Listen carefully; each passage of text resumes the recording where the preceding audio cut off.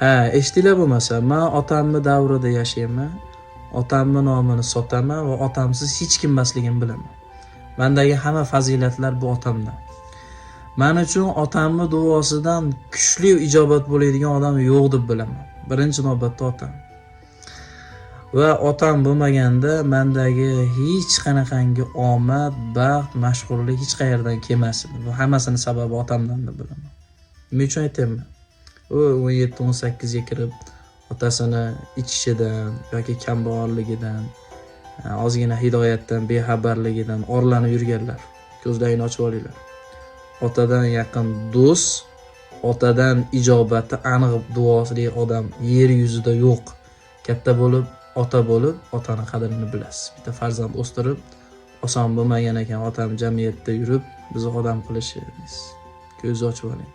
Otamizsiz hech kim emasmiz. Men o'zim otamsiz hech kim emasman. Mashhurdurman, taniqlidurman, kimlar uchun ustozdurman, lekin otam uchun men farzandman. Meni hamma xatolarimni, kamchiliklarimni, nuqsonlarimni, beodobliklarimni ham kechira olgan bu otam, boshqa hech kim emas. Ro'lidir. Otadan orlanmay hech qachon.